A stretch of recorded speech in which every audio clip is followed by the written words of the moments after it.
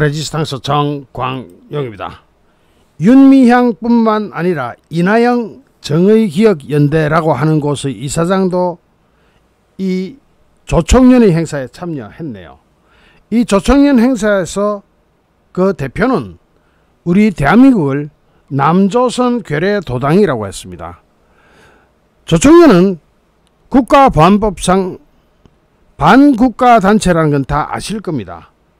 그런 반국가단체에 자발적으로 참여한 윤미향, 그 정도가 아니라 대한민국 국가기관의 의전까지 받았습니다. 물론 일본과는 경비니 뭐니 하는 것은 우리 세금에서 다 나갔을 겁니다.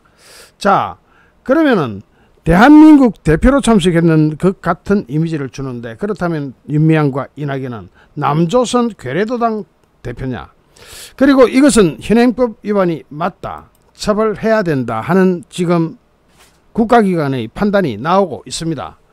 특히 이나영의 참석은 정의기억연대가 간도 학살 백주기 추도사업 추진위원회에 참여하고 있기 때문이라고 하는데, 명분은 그렇습니다.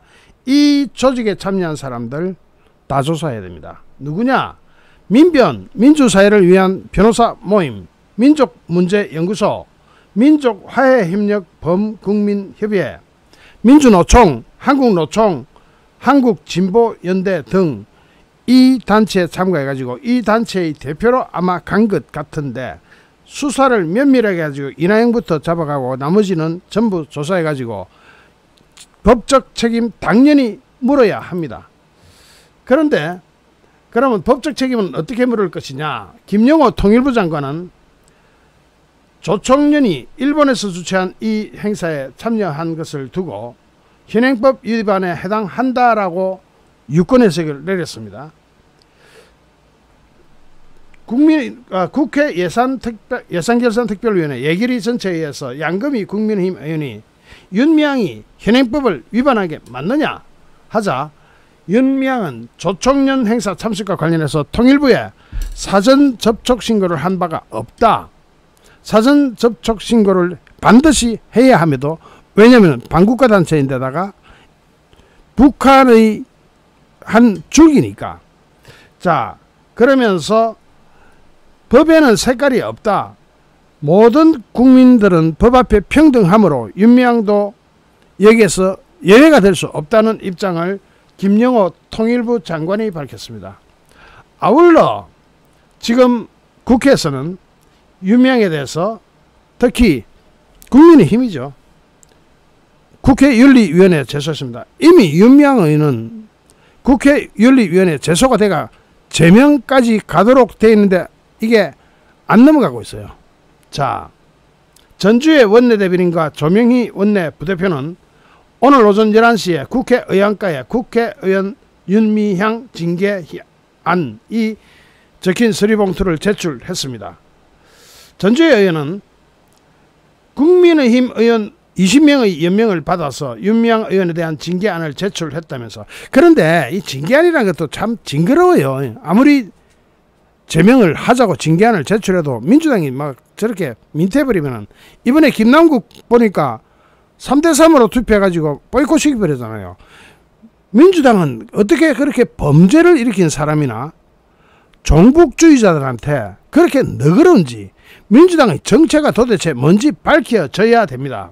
특히 우리나라를 향해서 남조선 괴뢰당이라는 막말을 서슴지 않고 있는 이런 행사에 참여해가지고 꽃 들고 가는 거 보면 속이 뒤집어집니다. 저게 대한민국 국회의원이 할 일입니까? 아이고, 이 화면 빨리 지우겠습니다. 아이고, 제가 봐도 징그럽습니다. 자,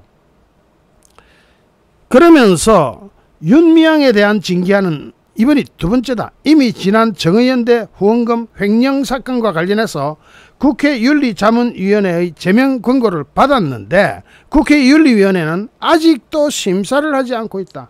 그게 벌써 1년이 다 돼갑니다. 윤리위에서 이 사건을 포함해서 이제 사건이 추가됐습니다. 빨리 심리해서 윤미향 제명을 촉구하는 바다 하는데 민주당이 협조 안 해주면 말짱 도루묵이죠. 특히 윤미향 의원실에서 작성한 출장계획서 및 국회 협조 요청 공문 등 이런 제출 서류를 볼 필요가 있다. 그 서류에 허위 사실이 기재됐다든지 그런 게 있을 경우에는 형사 고발까지 가겠다. 자, 국민의힘도 되게 물렁물렁해. 이건 뭐 그냥 검찰 수사부터 의뢰하고 나서 해야 되는데, 정말. 어쨌든 국회의원 배지부터 떼겠다 하는 게 국민의힘 측 의지 같습니다. 국회의원직은 물론 대한민국 국민 자격조차 없다. 북한 조선 노동당 간부에게나 더 어울릴 직업이다. 더 적합한 인물이다. 특히 대한민국 대사관 측으로부터 차량 지원을 받는 등 국회의원 신분도 적극적으로 활용했다.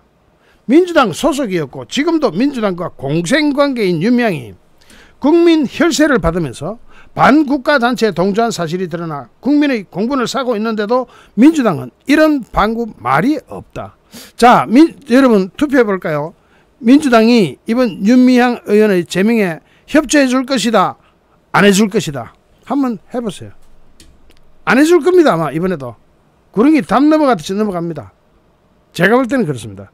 그런데 그런 것들이 다 하나씩 차곡차곡 쌓여가지고 내년 총선에 심판할 수밖에 없습니다. 지금 민주당 하는 꼬라지 보면은 절대로 뭐 이거 말도 안 된다 하고 넘어갈 겁니다.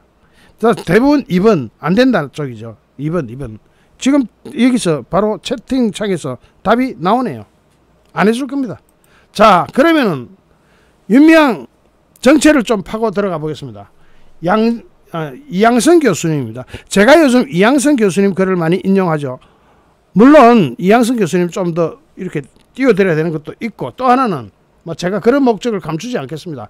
글맛이 아주 재밌습니다. 진중견보다는 훨씬 윗그레이드입니다.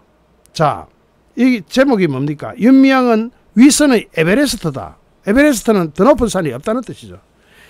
그러면서 두 번째 제목이 윤미향만 아는 돈과 권력의 맛이 있다. 미천도 들이지 않고 왕창 해먹는 공짜 맛이다. 한국인들은 사대주의자들이다. 친중 사대주의적 세계관도 문제지만 가치관에도 사대주의가 있다. 무슨 말이냐? 큰 것만 중요하게 여기고 작은 것은 가볍게 여기는 경향이다. 지금 한국에서 가장 뻔뻔한 사람은 누구일까? 물론 뻔뻔한 사람들은 많다. 특히 민주당에 많이 분포해 있다. 국힘에도 국민의힘에도 분포해 있다. 유승민과 리준색 등이 있다. 그런데 가장 뻔뻔한 사람은 윤미향이다. 가장 민망한 사람도 윤미향이다. 가장 가정스러운 사람도 윤미향이다. 시민단체를 만들어서 겉으로는 정의를 외쳤지만 속으로는 극단적인 사익을 추구했기 때문이다. 그건 매우 야비하게 민족을 팔아먹은 것과 같아. 사람이 조금만 양심이 있어도 윤미향처럼 살 수는 없을 것이다. 불쌍한 할머니들을 위한다고 단체를 운영하면서 그 할머니들한테 돌아가야 될 돈을 유용한 것이다. 그런 사람이 입으로 정의를 외쳤다고 하니 그 정의는 도대체 어떤 정의냐? 꼭 따져 묻고 책임도 물어야 한다.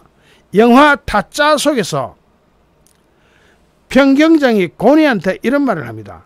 우리 같은 사람들은 이런 걸 조심해야 한다. 비슷합니다. 우리 한국 사람들은 윗선을 조심해야 한다. 한국인들은 요라는 외침에 잘 넘어가는 경향이 있다. 뭐 속아도 또 속고 속아도 또 속고 그런 이야기겠죠. 윤미향이 바로 위선의 끝판이자 에베레스트다. 그런 윤미향이 정치적 이윤을 챙기기 위해서 꼴값과 주접을 떨었다고 한다. 주접이 아니라 추접이네. 지난 1일 주일 한국 대사관이 후원한 행사 대신에 친북 단체가 이거 반국가 단체가 주최한 행사에 참여했기 때문이다. 그렇게 북한이 좋으면 지금이라도 가족들 데리고 북한으로 가면 된다. 특히 미국 가서 호화 유학을 하고 있는 윤미향 딸내미가 미국에서 호화 유학하고 있다는 거 다 아시죠? 미국 가서 호화 유학을 하고 있는 딸까지 데리고 이제라도 북한으로 가기를 바란다. 위선은 홀로 다니지 않는다. 항상 교활함과 같이 다닌다. 한국의 오염수 선동과 이념 선동이 겹쳐지면서 윤미향은 또다시 팔아먹을 것을 생각하고 있는 중이다. 민족은 애초에 팔아먹었고 이제 염치만 팔아먹으면 된다. 뭐 이학선 교수는 염치만 팔아먹으면 된다고 하시는데, 저는 염치도 다 팔아먹고 지금 남은 거는 팔아먹을 게 결국 이재명이 추구하는 그런 쪽으로 가 팔아먹는 것, 그거 말고는 없을 겁니다. 그러면서 이렇게 끝을 맺습니다. 윤미향은 위선의 에베레스트다. 민족은 애초에 다 팔아먹고 이제 염치만 팔면 된다고 하는데 염치도 다 팔아먹은 것 같아. 자, 이런 윤미향이 처벌 받을까요, 안 받을까요? 지금 당장 뭐 일단 통일부 장관이 실정법 위반이라고 했으니까 일단 검찰에서 수사는 들어갈 텐데 그게 언제냐, 뭐 경찰이 들어가든 하는 것이 문제고, 또 하나는 국회에서 윤리위 해부를 하자고 국민의힘에서 제출했는데 민주당이 틀림없이 협조를 안 해줄 것으로 보기 때문에 우리는 이것을 기억해야 합니다. 이것을 기억했다가 총선 전에 민주당의 정체성이 어떤 집단인지를 국민에게 알려줘야 합니다. 그래야 이 나라가 손톱만큼이라도 바로 설 수 있고 앞으로 나갈 수 있을 겁니다. 잠시 후 또 다른 주제로 여러분을 찾아뵙겠습니다. 시청해주신 여러분께 진심으로 감사드립니다. 여러분 고맙습니다.